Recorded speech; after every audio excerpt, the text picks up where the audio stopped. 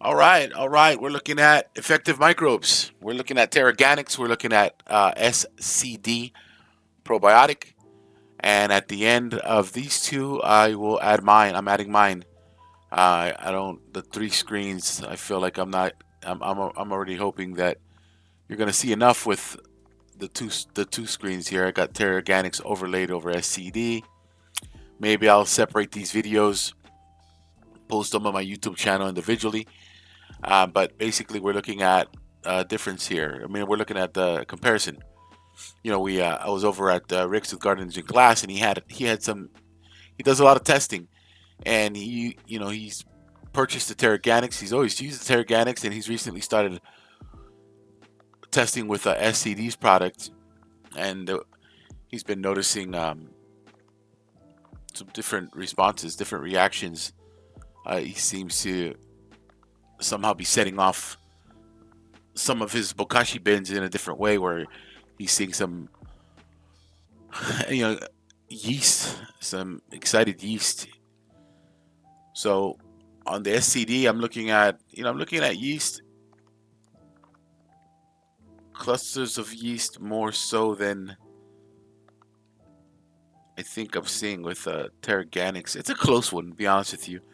But I guess at the end of the day, my opinion, and again, I will post these individually, but that way you can make a decision for yourself. But it's a close call. My opinion is that SCD has more activity when it comes to the labs. And keep in mind that these are 3-minute clips that I've extracted, but I spent a good 15, 20 minutes on each sample, just digging through and seeing what I find. But again, labs are not the most exciting thing to look at. There's that nice little rod right there, or that's a nice little cluster on SCD. So yeah, I think altogether, I'm seeing I'm seeing more from SCD, which would make sense, which would kind of back Rick's thought there that he's getting more reactive biology with what he's testing. And he does a lot of testing out there. Look at that cluster from SCD there with the yeast. That's yeast just clumped up. So this is my thought again. And they're cheaper than Terraganix, so keep that in mind. And I'm gonna follow up with mine now. And there's a transition, and now you're looking at the difference between. Yeah, there's a lot more going on here, and I haven't even moved my slide over yet. I was still adjusting. I'm still adjusting, but take a look here. A lot of labs, a lot of rods,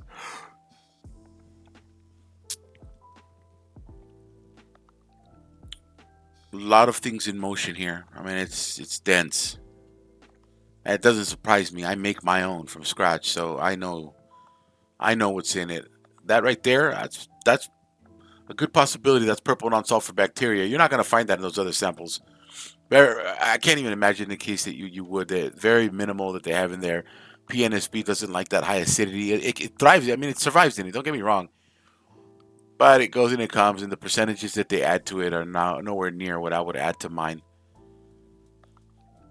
And I understand, their business. They're not going to go crazy the way I do. And then look at this. See, I thought this was a piece of organic matter with yeast growing around it and clinging to the outside of it. But I put on the epifluorescent lighting on this, and evidently this is all just yeast clumping and chaining together, which looks pretty impressive. So, yeah, these are game changers here, right? And this is why my bottles want to explode. But my recipes are different.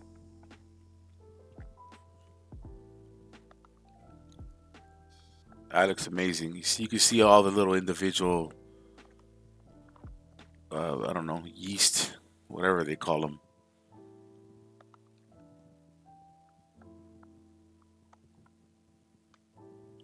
But that's jam packed, man. This has got a lot more biology in it. So I don't know if, I don't know if their bottles are sitting for long periods of time. And actually, this bottle here that I pulled this out of has been sitting on my desk for maybe 4 to 5 months. That is a piece of plastic, microplastic. I get so tired of seeing microplastic. It's in everything. Apparently, it's in our brain. That's trippy. But the good thing is some of these microbes now are eating microplastics. So, yeah, we should be pretty fortunate that we have these microbes doing that.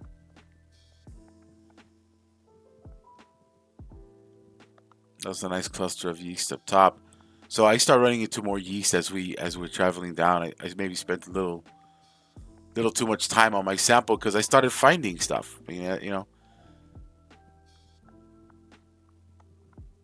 But it's very clear how dense this is. So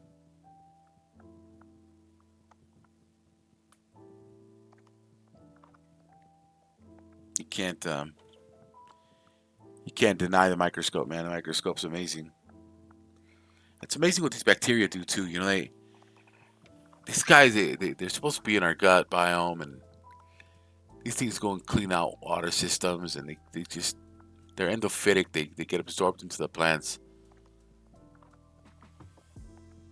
It's an amazing, powerful inoculation for. And look at these chains, these clusters and chains. This is where I was talking about. I mean, this just starts lighting up. The big ones, these big clumps, that's all yeast. The stuff moving around in the background, that's mostly labs. But you can't deny that. I mean, that's what I'm saying.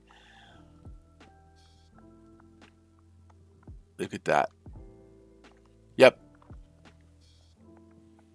Yeast is what usually sets off these containers, and I mean the labs, they do gas off, and they all work amazingly together. So anyway, this is my thought, and obviously my opinion.